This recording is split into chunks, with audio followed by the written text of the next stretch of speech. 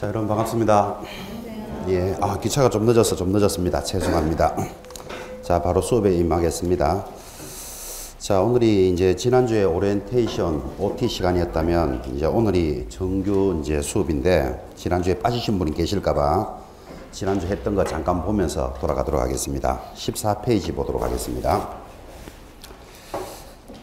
자, 교재 14페이지부터가 우리 단원의 이제 첫째 단원이고 지난주 수업이 이렇게 진행되었습니다. 거기 14페이지 상단에 도표 보시면서 고려시대의 객주 상인에서부터 이 단원은 출발을 하니까 중개업에 관련되는 효시가 무엇입니까? 하면 객주를 체크합니다. 체크되어 있습니까? 그 다음 이 단원에서 제일 중요한 것 거기서 신, 허 등을 기억하셔야 됩니다. 그런 수업을 진행했습니다. 그래서 우리 중개업은 등록으로부터 출발했다 그랬고 내려가면 2번 이 법의 제정 목적이 제1조입니다. 이번에 개정됐습니다. 여러분들은 반드시 출제될 것이다 이렇게 준비하시면서 다가오는데 직접 목적이 전문성을 제고하여 전문성의 동그라미 2번 간접 목적으로서는 중개업을 건전하게 육성합니다. 중개업의 동그라미 중개업무, 중개업자 이런 단원에 틀리면 안 됩니다. 이렇게 강조했습니다. 그리고 최종 목적이 뭐라 그랬습니까? 국민경제에 이바지함을 목적으로 한다. 굉장히 강조했습니다. 그래서 제1조는 이번에 개정됐기 때문에 특별히 여러분들이 신경 써야 됩니다. 그래서 개업 인사말까지 전달했습니다. 나중에 개업했을 때 친구가 이 업을 하는 최종 목적이 뭔데? 그러면 뭐라고 대답한다고요? 국민경제에 이바지한다까지 전달시켰습니다. 자, 제2조는 용어의 정의를 제시합니다. 모든 단어는 이해하라 그러잖아, 그죠? 근데 여기만 오면 암기해야 됩니다. 오히려 이해하면 틀리니까 반드시 암기를 하되 첫 번째 암기해야 될 것 중개 체크하고 있습니다.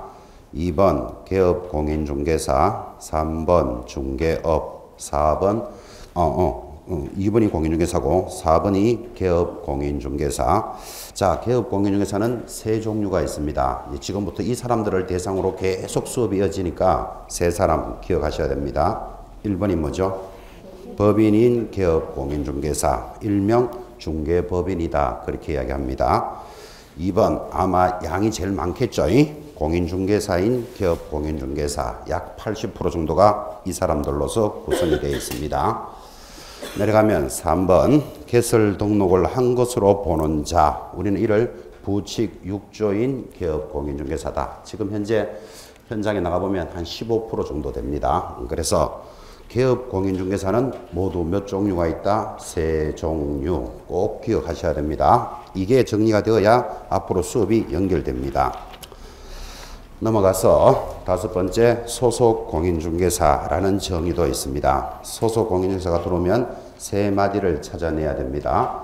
사원 임원을 포함에 동그라미 되어 있죠. 중개 업무를 수행하거나 수행 동그라미 업무를 보조하는 자 하여 보조에도 동그라미. 그래서 소속 공인중개사가 시험에 왔다 그러면 세 단어가 있는지를 찾아야 된다. 그렇게 암기하라 그랬습니다. 여섯 번째 중개보조원이라는 정의가 있습니다. 자, 중개보조원은 제일 먼저 짚으셔야 될 것 공인중개사가 아닌 자.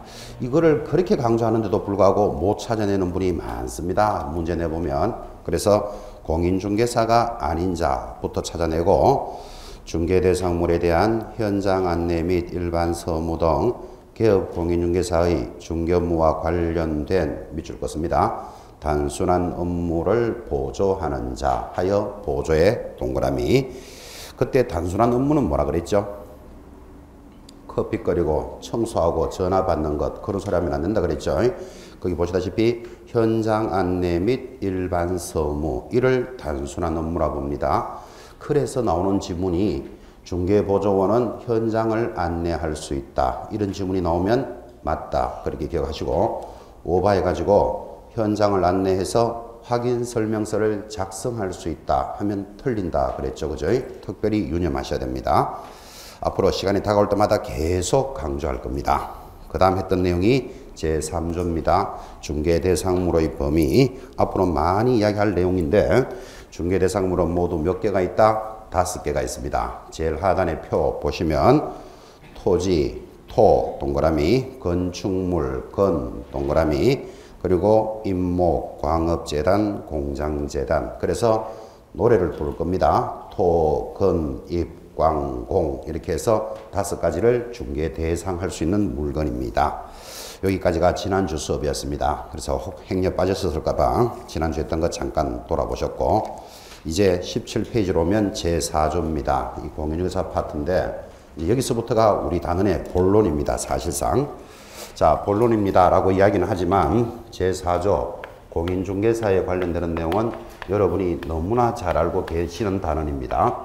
지금 이 단원을 시험 치고 계시잖아. 그죠? 그래서 어떻게 시험을 쳐서 어떻게 합격을 하느냐 이제 이런 내용들이 연결되어 있으니까 단원이 아주 재미있고 또 잘 아시는 내용입니다. 특별히 문제도 또 꼭 나옵니다. 그래서 편안한 단원이 출발하죠. 자, 상단 이런 시험을 치는 데 있어서 그래도 가장 먼저 알아야 될 것 시험 시행 기관장은 알아야 됩니다.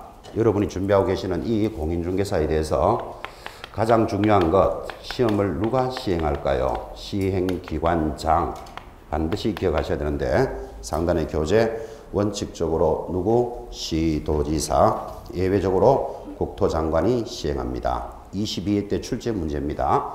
자, 다시 시험 시행기관장은 원칙적으로 시도지사가 실시합니다. 그런데 예외적으로 국토장관도 실시할 수 있습니다. 22회 때 나왔다 그랬잖아. 그죠? 어떻게 냈겠습니까? 시험 시행기관장은 원칙적으로 시도지사, 예외적으로 국토장관 그렇게 돼 있는데 시험 시행기관장은 원칙적으로 국토장관이 시행한다. 틀린 것 찾아라는 것의 답이었습니다. 그래서 시험 시행기관장은 반드시 딱 잡고 계셔야 됩니다.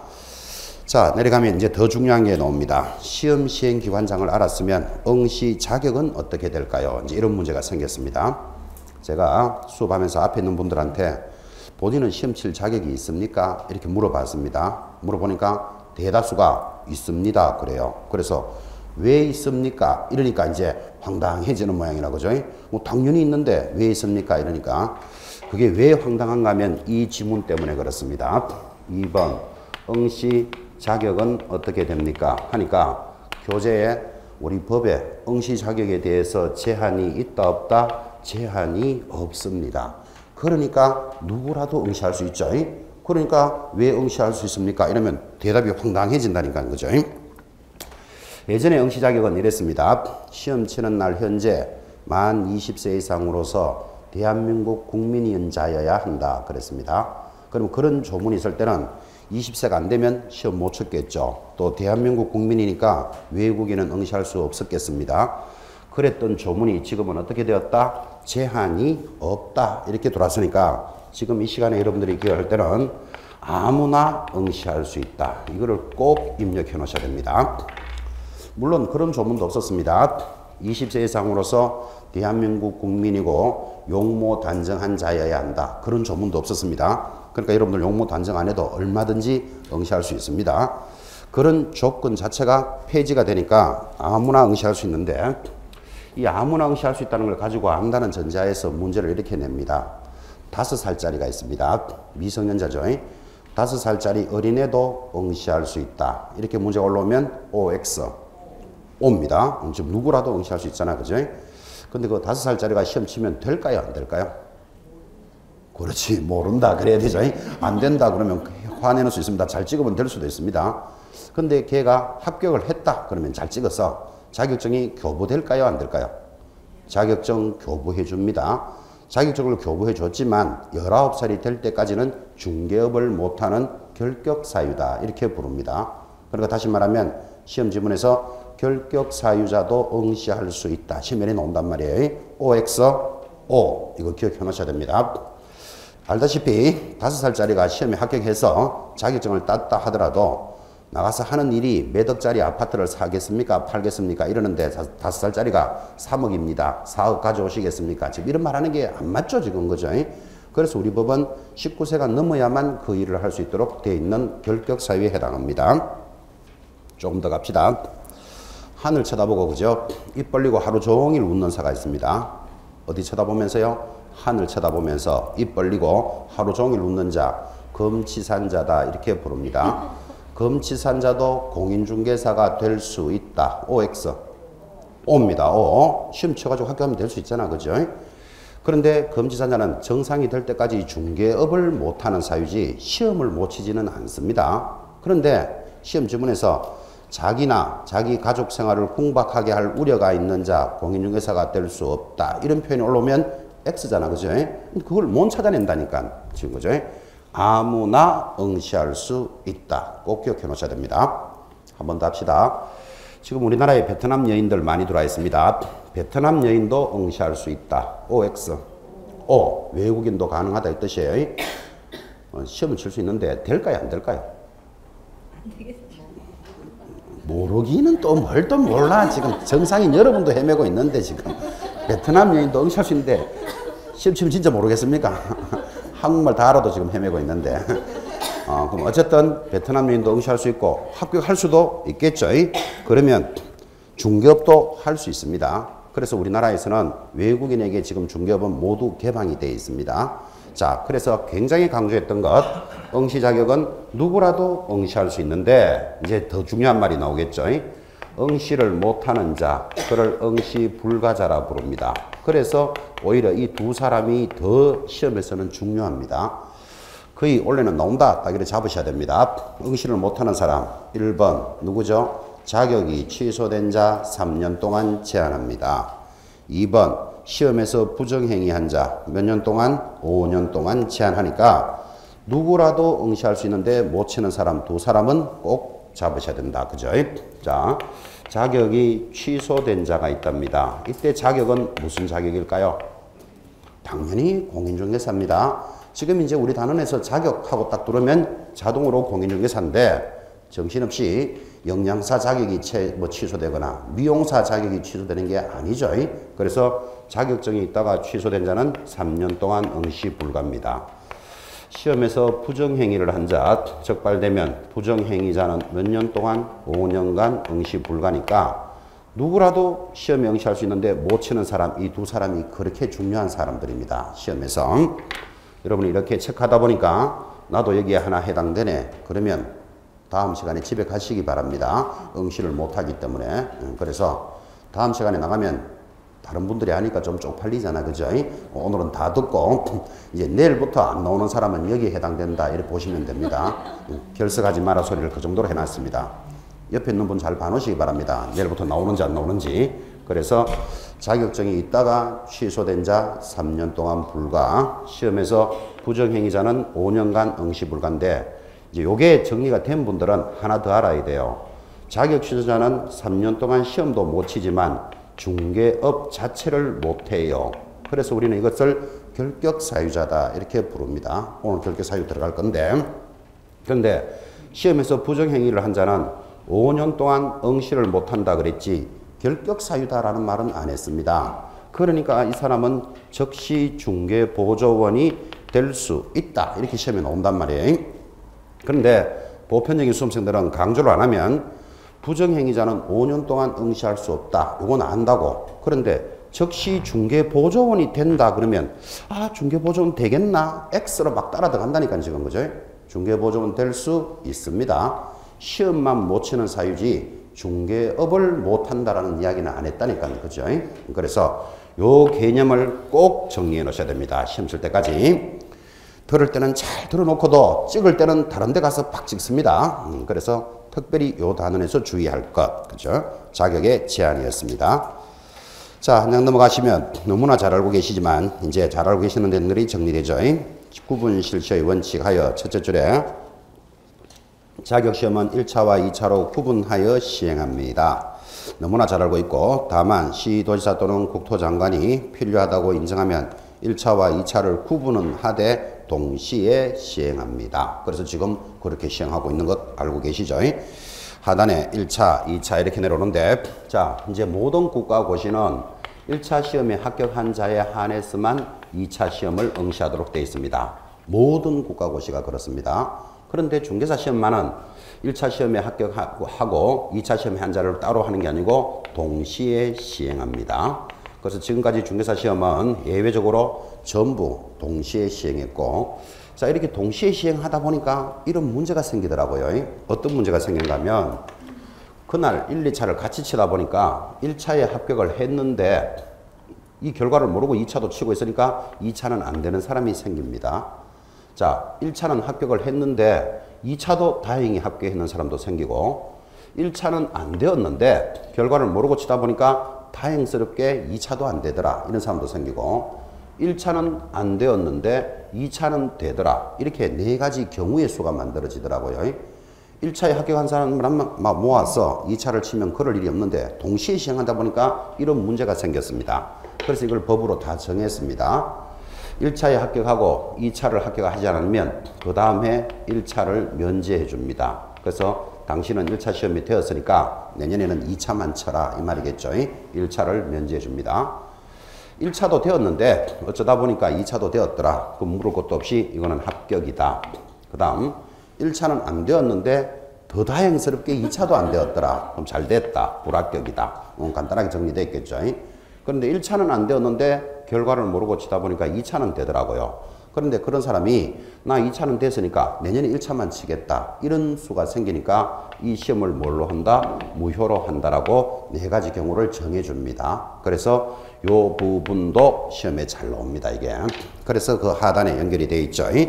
3번 시험의 일부 면제 별표 딱 합니다. 거의 뭐 해마다 시험 지문에 올렸습니다. 1차 시험에 합격한 자에 대해서는 다음 회 시험에 한하여 한자에다가 동그라미 1차를 면제해 줍니다. 방금 했던 내용이죠. 자, 지금 다시 묻습니다. 시험에 면제되는 조건이 뭡니까? 면제되는 조건이 뭡니까? 하면 1차에 합격한 자 다음 시험에 한하여 1차를 면제해 준다. 이게 면제 조건이죠. 그죠? 그런데 이를 대학원에서 부동산에 관련되는 석사 학위를 받은 자 1차를 면제한다, 이런 문제를 낸 적도 있고, 변호사 시험에 합격한 자 1차 시험을 면제해 준다, 이런 문제도 나온 적도 있습니다. 그래서 면제되는 조건은 딱 하나 있다는 거 잘 보셔야 됩니다. 이거 그냥 설렁설렁 들으면 설렁설렁 따라갑니다. 특히 더 중요한 것, 다음 시험에 한하여라는 한자에다가 다시 동그라미를 딱 해놓고 이 조문이 지나가는데 한자를 못 찾아내면 점수 안 나옵니다. 그러니까 그냥 1차를 면제하는 게 아니고 다음에 한하여 1차를 면제합니다. 이 한자가 스트레스 굉장히 줍니다, 여러분들. 한자를 빼면 이래지 안 되잖아요. 다음 회 시험을 1차를 면제한다, 이렇게 될 거 아니에요. 그죠? 근데 한자가 들어가면 어떤 차이가 나는가 하면, 지금 이 자리에도 있습니다. 지나간 시험이 25회 시험인데 25회 시험에서 1차를 합격했다. 그럼 1차가 됐으면 이분은 2차만 공부하면 되죠. 그죠? 그런데 법에서는 다음에 한하여 그랬으니까 26회만 면제해 주겠다, 지금 이 말이거든, 이게. 그죠? 그런데 이거 한자를 빼버리면 다음번 시험에 1차를 면제해 주면 26회든 27회든 28회든 자기가 유리할 때 한 번만 면제받으면 훨씬 유리해지잖아, 이게. 그죠? 그래서 이 한자가 스트레스를 굉장히 주는 단어입니다. 뭐 그럴 일은 없겠지만 원래 25회 시험에서 1차를 합격했어요. 그럼 26회 때는 이제 2차만 공부하면 되는데 그럴 일은 없겠지만 시험 치러 가는 날 한강 다리가 툭 떨어져 가지고 시험장에 못 들어갔어. 그러면 자기 탓이잖아요, 그게. 그렇지만 다음에 한하기 니까요. 이게 얼마나 스트레스가 크겠습니까? 한자가 빠져버렸으면 그냥 26회 못 쳤으면 27, 28회 때라도 한 번만 면제받으면 자기가 선택할 수 있는 유리한 입장이 되는데도 불구하고 한자가 들어가 있는 게 큰 스트레스를 줍니다. 그래서 이걸 시험에 겁니다, 이거를. 그래서 여러분들은 다음 해 1차를 면제한다, 이래 들어가면 틀립니다. 반드시 뭐를 찾아내야 된다? 한하여. 그걸 한자에다가 동그라미 딱 찍어 놓으셔야 됩니다. 우리 이 과목은 자기가 알고서 맞다고 찍었는 게 다 틀린다 그랬잖아, 그죠? 그러니까 눈물 핑 돕니다, 여러분들. 나중에 1번부터 10번까지 한 개도 안 맞았다, 계속 쫙쫙쫙쫙 틀리면 그걸 보고 우리 뭐라 부른다? 소나기가 온다 그럽니다. 쫙쫙쫙쫙 소나기가. 그런데 민법이든 공법이든 이런 과목은 틀리더라도 아, 내가 몰라서 틀렸어, 이렇게 자기가 인정을 하니까 이게 억울하지 않는데, 나는 맞다고 찍은 것마다 다 틀리거든, 이게 지금, 그죠? 분통 터집니다, 완전히. 뭐를 놓치기 때문에? 이런 것들을 놓치기 때문에, 그죠? 그래서 이제 한 번 듣고 다 해결하겠습니까? 앞으로 계속해서 강조할 거지만, 면제 조건도 기억하지만, 하나여 할 때 한자를 절대로 놓치면 안 된다. 이거 잡고 계셔야 됩니다. 들어가면 4번 시험 시기 가볍게 읽으시는데, 이 시험 시기에 대한 조문에서도 조심해야 될 것 첫째 줄입니다. 자격시험은 매년 1회 시행한다. OX. X. 자, 다시 읽습니다. 자격시험은 매년 1회 시행한다. X입니다. X. 1회 이상 시행합니다. 조심해야 됩니다. 그런데 시험은 1년에 한 번 치잖아요. 이러고 있으면 안 된다니까요. 법에는 어떻게 돼 있다? 1회 이상 시행합니다. 이게 왜 이런 말이 나오는가 하면, 지금 모든 국가고시는 1차 시험에 합격한 자에 대해서 2차를 치니까 반드시 2번을 치도록 돼 있잖아, 지금. 그죠? 근데 우리는 동시에 시행할 뿐이지만, 그죠? 그래서 1년에 한 번 친다 이래 놓으면 안 된다니까. 그래서 법 조문은 1회 이상 시행한다. 그렇지만 우리는 동시에 시행하는 거예요, 지금. 그죠? 이상 이런 단어 놓치면 안 됩니다. 내려가서 4번 너무나 잘 아시지만 시험의 실시 공고인데, 예정 공고 언제까지 합니까? 2월 28일까지 관보와 일간신문에 공고해 줍니다. 이게 또 중요한 이유가 있습니다. 지금 여러분들은 26회를 대비해서 지금 수험생활이 막 출발되었는데, 여러분 입장에서 내년에 시험이 있을지 없을지, 또는 10월 달에 칠지 4월에 칠지 내년 1월 달에 칠지를 지금 알 수가 없잖아, 지금. 그죠? 근데 우리는 대체적으로 지금까지 경험치를 보니까 10월 말에 칩디다 이걸 예상하고 있는 거지, 그때 시험 친다고 이야기한 사람은 지금 아무도 없잖아, 그죠? 그러니까 수험생 입장에서는 내가 공부는 시작했는데 이게 내년에 칠지, 시험을 칠지 안 칠지, 그죠? 지금 내년에 시험 준비해서 지금 스케줄이 딱 출발됐는데 갑자기 내년에 올해는 시험 없습니다 이러면 이거 얼마나 여러분 황당하겠어, 그죠? 또는 10월 달에 친다고 알고 있는데 2월에 응시하게 치겠습니다. 이것도 황당한 소리죠, 그죠? 수험생들의 편리를 도모하기 위해서 예정 공고를 하도록 법이 바뀐 거예요. 언제까지 예정 공고해 준다? 2월 28일까지. 그러면 이제 지금이 11월이죠. 그럼 2월 28일 전까지는 올해 시험은 언제 있습니다 라고 예정 공고를 해줍니다. 그럼 예정 공고 해주는 게 수험생 입장에서는 굉장히 안정적이죠, 그죠? 그리고 예정 공고가 되면 사실 그 날짜로 확정됩니다. 예정을 그래 해놓고 또 다른 날짜로 바꿀 일은 거의 없으니까. 그래서 예정 공고 2월 28일까지 해주고, 그럼 예정 공고가 됐으니까 이제 확정도 시켜줘야 되겠죠. 그래서 확정은 언제까지 한다? 제일 하단 시험일로부터 90일 전까지 확정 공고해 주는데, 이 90일이라는 단어가 예전에는 60일이었습니다. 그래서 밑에다가 60일 X 표시해 놓으셔야 됩니다. 요놈이 60일로 들어오면 틀릴 것이다를 대비하면서 지문을 보고 있어야 됩니다. 이게 또 왜 중요한가 하면, 우리 중개사 시험을 90일 전으로 확정해 준다라고 법이 바뀌면서 전국의 국가고시가 전부 90일로 통일이 됩니다. 옛날에는요, 뭐 사법시험은 60일 전에, 뭐 의사시험은 며칠 전에, 수능은 며칠 전에, 날짜가 공고하는 날짜가 다 달랐는데, 중개사 시험을 90일로 바꾸면서 이제 국가고시는 전부 통일되게 90일 전에 확정해 주도록 바꿨습니다. 그래서 이 90일이라는 말이 중요합니다, 이게. 자, 이거는 이제 법 조문이고, 현실적으로 돌아가면 이렇게 됩니다. 지금 11월인데 다음 달 12월이 되면 벌써 시험은 예정 공고를 해줍니다. 법에서는 언제까지 하라 그랬죠? 2월 28일까지 하라 그랬지만 12월 달까지 해줘도 법에 틀린 건 아니죠. 그래서 다음 달이면 벌써 예정 공고가 나와요. 그게 왜 나오는가 하면 12월 말쯤 되면 내년도 국가고시 시험 일정표가 나올 때 그때 벌써 예정표가 다 들어가거든. 그래서 사실상 여러분들은 다음 달이면 이제 내년 시험은 언제쯤 된다는 걸 알게 됩니다, 그게.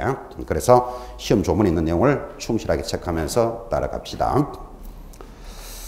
참고로 지금까지 그 중개사 시험은 모두 일요일 실시됐습니다. 모든 시험이 토요일 실시했는데 지금 이제 주 5일 근무제가 되다 보니까 금요일이면 벌써 금요일 저녁이면 휴무로 접어들잖아, 그죠? 그리고 토요일 휴무하고 또 일요일도 휴무인데 일요일 시험을 치니까 이게 불편한 게 많아가지고 모든 국가고시는 토요일로 바뀌었는데 공인중개사 시험만 굳이 일요일 쳤습니다. 왜 그걸 일요일 쳤는가 하면 응시 인원이 많아서 그렇습니다. 지금 국가에서 시행하는 시험 중에서 응시 인원이 제일 많은 시험이 뭘까요? 수능입니다. 수능. 오늘 시행하고 있죠. 오늘 몇 명 응시할까요? 대략 60 몇만 명 하죠, 그죠? 여러분 너무나 잘 알다시피 국가에서 시행하는 시험 중에서 인원이 제일 많은 게 수능이니까 오늘 같은 날은 완전 국가가 비상 걸려 있죠. 뭐 출근 시간도 1시간 늦춘다. 뭐 1시부터 비행기를 못 뜨게 만든다. 완전 국가가 비상 걸려 있습니다. 이 국가에서 가장 시행하는 인원 중에 제일 많은 게 수능이라면 두 번째 많은 게 뭘까요? 이게 공인중개사 시험입니다. 그래서 인원이 많다는 걸 느낄 수 있습니다, 여러분들. 세 번째, 네 번째는 저도 잘 모릅니다. 뭐가 있는지는. 그래서 중개사 시험이 한때는 36만 명 정도 응시했습니다. 그럼 인원이 좀 많다라는 느낌이 좀 오는지. 그랬던 것이 부동산 경기에 따라서 따라 내려오면서 지금은 약 12만 명 정도까지 내려왔습니다. 지금 수준이 그렇습니다. 그런데 작년, 재작년을 기준으로 10만 명에서 이렇게 탁 꺾고 올랐습니다. 인원이 쭉 이렇게 응시자가 내려오다가 이제 탁 꺾고 다시 인원이 올라갑니다. 요게 뭐하고 연결되는가 하면 부동산 경기하고 연결됩니다. 참고를 할 수 있습니다, 이게. 그럼 여러분들은 이렇게 탁 꺾어서 올라가는 타임에서 지금 시험을 준비하고 있으니까 합격해서 현장에 나갔을 때는 이렇게 경기가 계속 좋으면 좋잖아, 그죠? 거꾸로 공부하는 사람 있습니다. 경기 좋을 때 공부하러 옵니다. 그래가지고 그것도 한 몇 년 공부하다가 합격해서 나가보니까 썰렁하게 북풍 한술 몰아치는데 혼자 딱 서가지고 중개업 해볼까 이러는 거꾸로 사는 사람이 있는 반면에 경기가 어렵다고 생각하면 뭐 해놔야 된다? 준비해놔야 돼요. 해놓고 좋아지면 돈 벌러 나가야 돼. 그죠? 여기 앉아서 공부할 시간 없죠? 그래서 여러분들은 타이밍이 좋다. 지금 그 이야기 하려고 그러는 겁니다. 작년, 재작년을 기준으로 응시론이 이렇게 탁 꺾어졌습니다. 이제 다시 상승으로 올라가는 쪽에 와 있습니다. 그리고 가다가 다시 내려갈지 올라갈지는 뭐 알 수는 없지만 하여튼 원래 열심히 공부하셔서 일단 합격을 해야 된다. 이제 이게 목표입니다. 자, 어쨌든 예전 공고 나왔습니다. 그러면 이제 오른쪽에 원서를 제출한다. 스토리가 그래 가겠죠? 너무나 당연한 이야기지만 원서를 제출할 때는 응시 원서를 제출하고 2번 수수료가 있습니다. 지자체 조례가 정하는 소정의 수수료를 납부하도록 되어 있습니다. 수수료 얼마 납부할까요? 아시는 분은 작년에 공부하신 분들이겠죠. 우리는 석사 과정에 와 있는 분들이다 이래 이야기하는데 작년에 1차는 14,000원, 2차도 14,000원이니까 뭐 13,700원인가 그래요. 그래서 합이 한 27,000원 정도가 응시 수수료입니다. 참고로 이제 국가시험 중에서 응시 수수료가 지금 28,000원쯤 됩니다. 제가 이랬잖아, 그죠? 비싸다, 싸다? 아, 쌉니다, 여러분들이.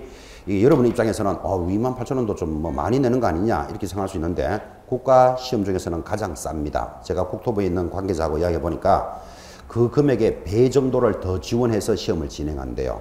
그럼 28,000원 받아가 뭐합니까? 하면 뭐 당연한 거죠. 출제위원들 수당, 그 다음에 거기 숙박비 이런 거, 그 다음에 문제를 출제하면 인쇄해야 될 거고, 인쇄비, 거기다가 배송해야 되죠. 전국에 배송하고, 감독자들의 감독 수당 줘야 되겠죠. 그리고 학교를 빌리는 장소비, 이런 경비로 사용하는데, 지금 받았는 금액으로는 한 반 정도밖에 안 된대요. 국가가 반을 더 지원해줘야 이제 진행한다. 그래서 좀 더 올려야 되겠다. 이런 말도 하더라고요. 그런데 그 이야기 들은 지가 한 3년 됐는데 지금 계속 28,000원으로 계속 가고 있습니다. 뭐 그게 중요한 게 아니고 일단 응시 수수료가 있다. 자, 이 정도는 당연하죠. 더 중요한 말이 내려옵니다. 3번 응시 수수료의 반환에 대해서는 동그라미 딱 해놓으셔야 됩니다. 여러분 오늘 이후로 어떤 시험 공고문이든지 공고를 보면 이렇게 되어 있습니다. 응시 원서를 제출한 자가 응시하지 않으면 수수료는 반환하지 않는다. 이렇게 되어 있습니다.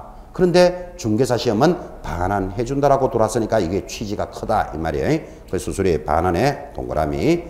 얼마를 반환해 줍니까? 하니까 1번 수수료를 과온합했다. 잘못 냈다. 그러면 잘못 냈는 금액은 전액 돌려주겠다. 뭐 그런 건 상식이겠죠.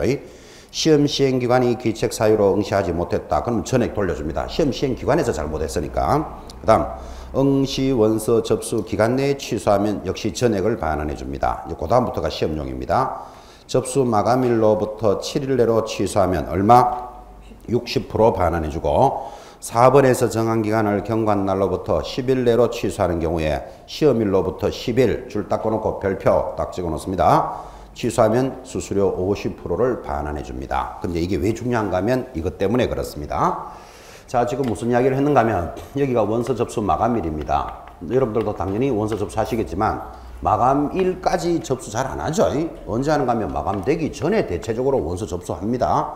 마감되고 난 뒤에 접수하러 오는 사람은 없잖아, 거의, 그죠? 그러면 마감일 전에 접수를 했다가 철회를 하면 100% 돌려준다. 지금 이랬습니다. 근데 접수 마감이 되고 7일 내로 하면 얼마를 돌려준다? 100분의 60, 60% 돌려줍니다. 그 다음 7일 내로 하면 100분의 50을 돌려준다. 법이 이렇게 돼 있다가 이게 바뀌었단 말이에요. 그 다음 7일이 아니고 지금 뭐 줄 것입니까? 시험일로부터 10일 전 이렇게 바뀌었다 이 말이에요. 자, 그러면 이렇게 법이 개정됐다라는 말은 시험을 치는 수험생 여러분 입장에서 유리한 거다, 불리한 거다. 유리한 거다. 유리한 조문은 알아놔야 된다고요. 자, 예를 들면 이런 말이잖아요. 8월 1일이 마감일이었다. 그러면 예전에는 7일 내로, 그러면 8월 8일까지 하면 100분의 60 돌려줬겠죠. 다시 7일 내로 8월 15일까지였는데 지금은 어떻게 바뀌었다? 시험일로부터 10일 전이니까 시험이 10월 26일이면 10월 16일까지 반환하면 50% 주겠다. 지금 이 말이 됐잖아. 그죠? 수험생에게 훨씬 유리하게 바뀐 조문은 기억해 놓으셔야 됩니다. 시험 시행 기관에서도 이렇게 유리한 조문을 당신들 알고 있느냐 이런 쪽에서 시험을 잘 겁니다. 그래서 법이 개정되는 내용 중에서 수험생에게 유리한 부분 특별히 강조 많이 할 겁니다. 너희 권리를 알고 있느냐 이런 것들은 문제에 잘 낸다 그런 뜻이에요. 제가 기억하기로는 한 2년에 한 번꼴로 냈습니다. 시험일로부터 10일 전 얼마? 100분의 50을 반환해 줍니다. 내려갑니다. 3번. 이제 원서도 접수했으면 합격자를 결정해야 될 거 아닙니까? 합격자의 결정. 너무나 잘 알다시피 1차 시험은 매 과목 100점 만점으로 하여 40점 이상 전 과목 평균 60점자를 합격자로 합니다. 옆에다가 크게 적습니다. 이를 절대평가 이렇게도 말합니다. 꽈락 없이 60점 이상이면 합격자로 하겠다. 절대평가입니다. 내려가면 2번. 2차 시험은요. 하니까 마찬가지. 2차 시험도 매 과목 100점 만점으로 하여 40점 이상 평균 60점 이상자를 합격자로 결정하니까 절대평가가 원칙인데 다만 돌았습니다. 다만의 동그라미. 시험 시행기관장이 수급사항이 필요하다고 인정하여 심의위원회 의결을 거쳐서 줄 것입니다. 미리 선발 예정 인원을 공고까지 줄 거놓고 선발 예정 인원을 공고했다라는 말은 원래 1000명을 뽑겠다, 5000명을 뽑겠다 이렇게 인원을 딱 공고하면 어떻게 합니까? 40점 이상자 중에서 고득점 순으로 결정합니다. 옆에다가 상대평가 이렇게 적어 놓으셔야 됩니다. 그걸 상대평가라 부릅니다. 조심해야 될 거 하나 보이죠? 여기 상대평가를 할 때는 60점이라는 말이 있다 없다? 없어요. 그 40점 이상자 중에서 고득점 순으로. 그러니까 원래 1000명 뽑겠다. 그러면 40점 이상자 중에서 1등부터 1000등까지 뽑는다. 그런 뜻이에요. 그죠? 그걸 상대평가라 합니다. 여러분 앞으로 시험이 공고되는데 원래 2차 과목을 상대평가 하겠습니다. 그러면 골 때립니다. 완전히. 지금 여러분들은 어떤 과목이든 60점만 받으면 합격이다. 이걸 알고 있잖아요. 이게 절대평가인데 원래 시험 공고에서 2차 과목을 상대평가하겠습니다. 이러면 자기 과목이 85점이 나와도 된다는 보장이 없잖아. 이게 등수 안에 들어가야 되니까. 그러면 상대평가로 가면 공부가 엄청나게 세지고 깊어집니다. 이게 왜 그런가 하면 60점이 아니라 70점을 받아도 된다는 보장이 없다니까. 그죠? 그 다음 상대평가를 하면 옆에 사람하고 내하고는 완전 적꿀입니다. 제가 되면 내가 안 될 가능성이 있잖아. 그죠? 그러니까 상대평가 하면 수험 분위기도 썰렁합니다. 지난주에 빠지는 자료 있냐? 이러면서 틀린 자료만 빌려줍니다. 이거 봐라. 이러면서 분위기 얼마나 삭막하겠어요. 그죠? 근데 절대평가로 갈 때는 그럴 일이 없죠. 니도 되고 나도 되자. 이렇게 가니까 서로 동반의식이 있잖아. 지금. 그죠? 상대평가로 가면 얼굴 까매집니다. 완전히. 근데 지금까지 상대평가 한 적이 있을까요? 없을까요? 3번 정도 있었습니다. 3번. 언제든지 상대평가 돌아갈 수 있습니다. 지금 밖에 나가면 여러분들이 중개사 숫자가 너무 많다 이런 말 가끔 여론에서 나오는 거 듣죠? 그런 말 누가 할까요? 지금 중개업을 하는 사람들이 그런 이야기 합니다. 기득권을 가지고 있는 자들은 자기가 되고 난 뒤에는 더 이상 나오는 걸 반갑지 않다니까. 그죠? 그래서 보편적인 사람들이 자기들 할 때는 몇 명이나 대놓고 이제 나쁜 놈들 이렇게 욕을 하지만 입장 바꾸면 똑같아져요. 여러분도 원래 만약에 합격했다. 그럼 내가 합격하고 난 뒤에 내년부터 합격자 많이 나와야 된다. 한 놈도 안 나와야 된다. 한 놈도 안 나와야 돼. 입장은 똑같아. 그러니까 그 욕할 입장은 못 된다고요. 그래서 시험이 언제든지 법조문대로 상대평가로 돌아갈 가능성이 있으니까 절대평가할 때 빨리 합격하셔야 된다. 지금 그 이야기 하는 거예요. 그러면 그건 그렇고 여러분이 제일 중요하게 생각하는 원래 26회를 준비하는 여러분들은 상대평가할까요? 절대평가할까요? 답은 모른다예요. 모른다. 시험이 확정 공고를 해줘야 안다고. 그지? 확정 공고할 때 합격자 결정 방법 이런 것들을 결정한다고요. 그러면 확정 공고 언제 한다 그랬죠? 시험일로부터 90일 전에 하잖아. 그죠? 그때 시험 요강을 발표할 때 원래 어떻게 하겠다라고 발표가 들어온다니까요. 근데 지금 대체적으로 여러분들은 절대평가할 거야. 이렇게 이해는 하고 있지만 이건 돼봐야 아는 거예요. 그러니까 시험 확정 공고날 때 원래 시험 며칠 날 치는 공, 과목은 뭔 공 이런 건 안 봐도 돼요. 어차피 다 알고 있는 거니까. 합격자 결정 방법을 어떻게 하지 이거를 신경 써야 된다고 시험 치는 분들은. 근데 지금은 대체적으로 절대평가로 갈 것이라고 봅니다. 그게 왜 그래 보는가 하면 지금 벌써 이 자리에도 계시지만 지난 시험에서 1차 합격해서 2차만 준비하는 분이 있다니까요. 그럼 이런 사람들은 갑자기 니부터 상대평가하라 이러면 불이익을 받잖아. 그죠? 그래서 공고를 할 때는 내후년부터 2차 상대평가입니다. 이렇게 해줘야 그 사람이 불이익을 받지 않잖아. 그죠? 그래서 원래 26회도 절대평가로 갈 것이라고 예측한다고 이걸. 그죠? 1차 합격자가 벌써 넘어와 있기 때문에. 그죠?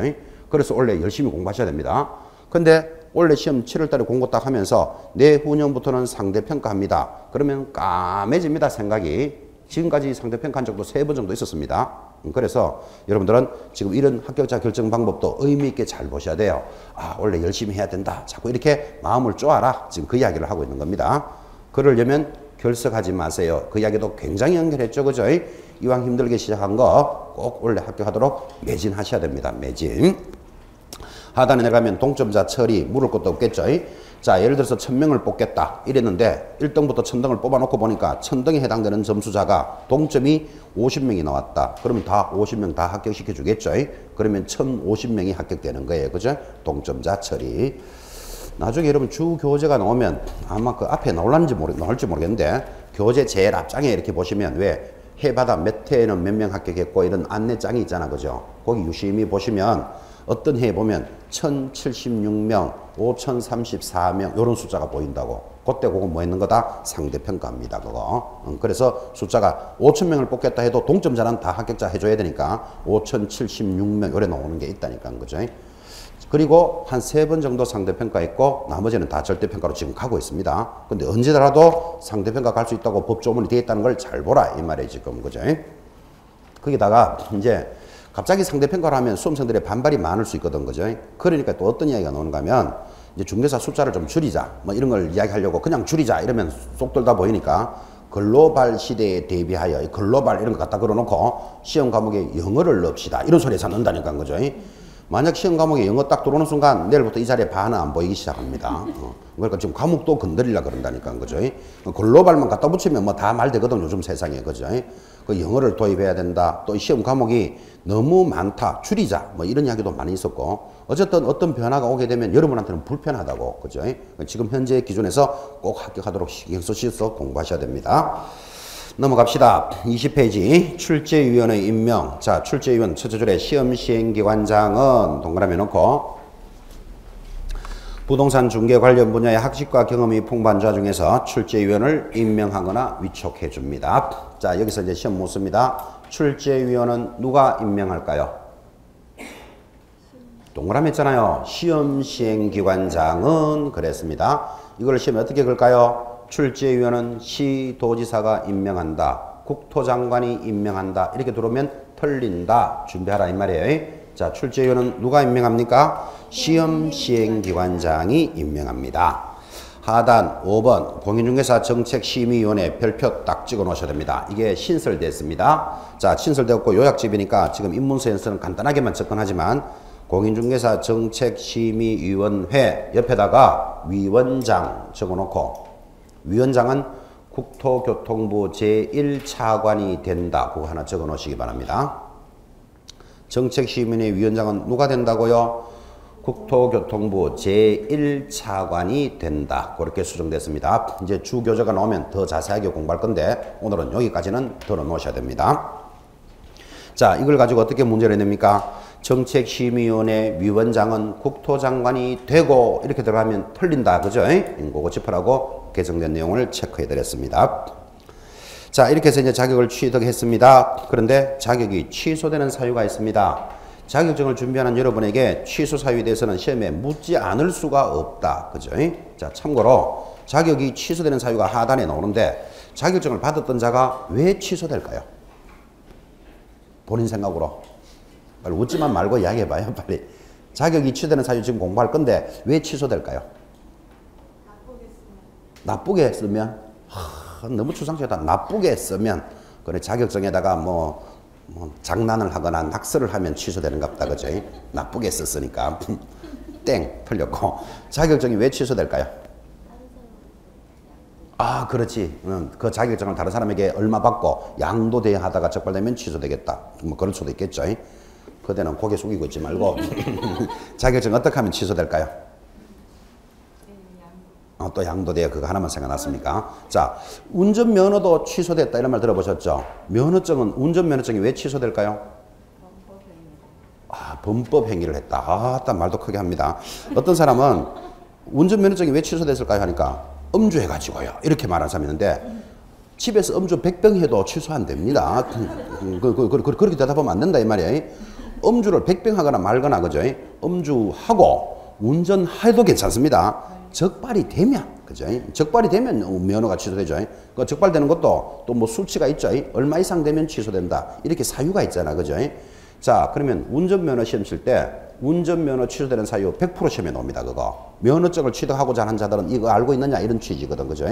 그러니까 공인중개사 시험을 치는데 공인중개사 취소 사유 시험에서 안 나올 수가 없다고. 그래서 중요합니다. 지금 이야기 하려고 그러는 거예요. 하단 제일 밑에 취소 사유 봅니다. 1번 부정한 방법으로 자격을 취득하면 취소됩니다. 부정 동그라미. 2번 다른 사람에게 좀 전에 답이 나왔죠. 자기 성명을 사용하여 업무를 하겠다. 그럼 자기 성명이라는 말은 내 이름을 가지고 저 사람이 일하고 있다 이 말이잖아. 그죠? 그게 양도대여예요. 그 말이 바로 밑에 붙었죠. 3번 자격증을 양도나 대여하는 경우 양도 동그라미 대여 동그라미. 4번 자격 정지 기간 중에 정지의 동그라미 뻐적뻐적 일을 하고 있으면 취소됩니다. 마찬가지 5번 자격 정지 중에 있는 소속 공인중개사가 뻐적뻐적 일을 하면 역시 정지의 동그라미 정지받은 자 업무 보고 있으면 무조건 취소돼갑니다. 마지막 이 법을 위반하여 이 법에 밑줄 딱 꺼놓고 징역형의 선고를 받으면 취소됩니다. 징역형도 동그라미. 그래서 시험 치는 그날까지 여러분한테 노래 부를 겁니다. 자격이 취소되는 사유. 지금 좀 전에 제가 먼저 물었었죠. 앞에 수험생들에게 물어보니까 잘 모르겠습니다. 하여튼 나쁘게 사용하면 이렇게 대답이 들어오지만 이제 이 시간부터는 자격이 취소되는 사유는요 하면 지금 동그라미 한 거 양대로 부정을 징하게 하면 자격증 날아갑니다. 그래서 자격이 취소되는 사유 하면 양대 부정 징 노래 부를 겁니다. 심천 날까지. 자, 양이 뭘까요? 방금 보셨죠? 양도하거나 대는 대여하거나 부는 부정하게 취득하거나 정은 정지받은 자가 뻐적뻐적 일하고 있거나 징은 이 법을 위반하여 징역형을 받으면 취소됩니다. 무조건 시험에 나옵니다. 그래서 자격 취소 사유 하면 노래 제목이 뭐다? 양대로 부정을 징하게 하면 자격증 날아간다. 이렇게 정리해 놓습니다. 이것도 그냥 양대 보정 징 이러면 재미없거든요. 잠도 좀 깨고 양대로 부정을 징하게 하면 이런 음악을 좀 타야 돼. 그죠? 보통 우리는요, 날씨가 되게 덥다, 오늘 되게 춥다, 엄청 춥다를 징하게 춥다 이렇게 말할 수 있거든요. 심하다 이런 뜻이거든, 그게. 그죠? 그러니까 양대로 부정을 어떻게 하면 징하게 하면 자격증 날아갑니다. 그래서 딱 잡아놓고 지금은 노래만 잡아도 돼요. 나중에 가사는 마르고 닳도록 할 겁니다. 마르고 닳도록. 근데 지금 이 공부를 먼저 해보신 분은 자격 취소 사유는 100% 시험에 나오거든요. 100% 나오기 때문에 나름대로 암기법이 되어 있을 수도 있는 분도 있습니다. 그러면 나름대로 암기가 되어 있는 사람은 자기가 알고 있는 대로 알고 있는 것도 괜찮아요. 괜히 섞어가지고 헷갈리지 말고. 근데 안 만들었다면 이래 따라갈 겁니다. 앞으로 양대로 부정을 찡하게 하면 자격증 날아간다. 됐죠? 그때 오른쪽에 가면 취소 절차가 있습니다. 이 자격증은 아주 귀하기 때문에 취소 절차가 시험에 잘 들어오는데 첫째 줄에 보면 시도지사가 자격 취소를 하기 전입니까? 한 후입니까? 전에도 동그라미 해놓으셔야 돼요. 청문을 실시합니다. 청문이라는 말이 돌았는데 여러분 뭐 50 청문회 이런 말 들어보셨나요? 그 청문을 한다. 청문이 뭔가 하면 들을 청자입니다. 시청자 이런 거 들어보셨죠? 시청자 할 때 청 듣는 것, 묻는 겁니다. 그러니까 자격 취소 사유는 반드시 전에 청문을 해주는데 물어준다 이 말이에요. 당신 양도했습니까? 대여했습니까? 정지 기간 중에 뻐적뻐적 일했습니까? 물어보고 취소시켜야 된다고. 근데 안 물어보고 취소시키면 그 취소가 무효가 되는 거예요. 그래서 이런 내용들은 취소되고자 하는 자의 뭐를 인격을 보호해주는 제도죠. 그래서 이건 기억해놔야 된다고요. 취소하기 전에 반드시 뭐한다? 청문합니다. 그런데 취소하고 난 뒤에 열받게 취소 다 시켜놓고 양도했어요. 이래 물어보는 거 아니다 이 말이에요. 취소하기 전에 합니다. 그래서 이를 사전 구제 절차라 그래요. 사전에 구제해주는 절차입니다. 자, 다 정리해서 취소되기 전에는 반드시 뭐 해야 된다? 청문해야 된다. 그런데 여기서 이제 들어갈 것. 청문을 해야 되는데 안 해도 되는 게 하나 보여야 돼요. 양도했습니까? 그걸 물어보고 취소시켜야 된다 그랬잖아요. 대여했습니까? 이렇게 물어보는데 이 법에 의해서 징역을 받은 자는 청문할 필요가 없어요. 이거는 왜 청문할 필요가 없는가 하면 확정된 사실이니까. 그러니까 여러분 가만히 한번 생각해 봐요. 이 법을 위반해서 징역을 받았다. 이 말은 지금 그 사람이 어디 가 있다? 교도소 가 있다 이 말이잖아. 그죠? 교도소 가 있는 사람한테 가가지고 교도소 왔습니까? 취소해도 될까요? 이런 물어본다는 게 말이 안 맞잖아 지금 이게. 그죠? 그래서 청문을 하되 반드시 청문하지 않는 사유가 있다는 걸 기억해 놓으셔야 됩니다. 확정된 사실은 청문하지 않는다. 그죠? 나머지는 다 청문합니다. 그 다음 취소가 되고 나면 보고해야 됩니다. 그래서 어떤 것들이 취소되더라도 보고하는 제도가 없는데 공인중개사에 대해서만 보고하도록 해놨어요. 이 공인중개사 자격증이 얼마나 귀하다는 걸 알 수 있습니다. 어떻게 보고합니까? 시도지사는 자격 취소를 한 때는 5일 내로 5일의 동그라미 국토장관님에게 보고하고 그 님자 빠졌죠? 국토장관님에게 보고하고 온 동네방네 다른 시도지사에게는 통지해 줍니다. 이런 제도가 어디에만 있다? 자격 취소에만 있는 거예요. 그래서 이게 귀한 거예요. 그래서 여러분들은 옆에다가 가문의 영광 이래 적어 놓으셔야 돼요. 여러분 자격 딱 취소되면요. 여러분 이름이 국토장관님에게 며칠 만에 올라간다? 5일 만에 딱 올라간다니까요. 평소에 국토장관한테 이름 올라갈 일이 있다? 없다? 없잖아. 그러니까 이 가문의 영광이라니까 완전 취소가 되면. 그리고는 온 동네방네 시도지사에게 다 통지해 줍니다. 그러면 그 시도지사가 그죠? 그 이름을 3년 동안 안주머니 딱 넣고 다닌다니까요. 그러니까 이게 완전 가문의 영광이잖아. 그죠? 서울시장 누구? 박원순. 경기도지사 누굽니까? 남경필. 이런 사람들 다 통보해 준다니까요. 그럼 그 사람들이 그 이름을 3년 동안 딱 쥐고 있는다니까요. 왜 3년 동안 쥐고 있을까요? 오늘부터 들으셨죠? 한번 취소가 된 자는 3년 동안 응시 못하기 때문에 서울에서 취소된 자가 내년에 강원도 가서 시험 치는 걸 막으려고 그런 거예요. 그래서 온 동네방네 시도지사에게 다 통보 딱 해줍니다. 가문의 영광이죠. 자격이 딱 취소되면 어떻게 된다고요? 국토장관님에게 5일 만에 이름 올라가고 온 동네방네 시도지사에게 통지해 줍니다. 지금 이 말을 이렇게 강조하는 이유는 자격이 정지되면 보고하고 통지된다 이런 문제에 당한다고 지금 여러분들이 그 자격증을 귀하게 여긴다는 걸 기억해 놓으셔야 돼요. 그래서 오늘 이 자리에서 공부하신 여러분들은 뭐 때문에 공부한다? 가문의 영광을 위해서 공부합니다. 합격이라도 해봐야 한번 취소라도 될 거 아니라 지금 그죠? 취소가 되면 이제 가문의 영광의 코스로 접어듭니다. 국토장관님에게 5일 만에 보고하고 온 동네방네 시도지사에게는 통지해 줍니다. 내려가면 4번 자격 취소의 효과 따질 것도 없죠. 자격 취소되면 중견무 종사할 수 없다. 시험도 3년 동안 못 친다. 이런 것들은 다 이야기됐고 하단 제일 밑에 자격증의 재교부 물어나 마나 잊어버리거나 못 쓰게 되면 재교부할 겁니다. 크게 문제 안 되겠죠. 그죠? 자, 여기까지가 여러분들이 자격을 취득하는 내용을 공부하셨습니다. 이제 다음 장 딱 넘기시면 자격을 자격을 받은 자가, 자격증을 받은 자가 이제 뭐를 합니까? 중개업을 하는 절차로 접어듭니다. 여기서부터가 이제 우리 단원의 본론이 출발하는 거예요. 어차피 여러분 공인중개사 자격증을 왜 취득하지요? 취득해가지고 언젠가는 중개업을 하려고 준비하고 있잖아요. 그죠? 중개업을 하는 단원으로 접어들겠습니다. 10분 쉬었다가 개설 동목 따라가도록 합니다.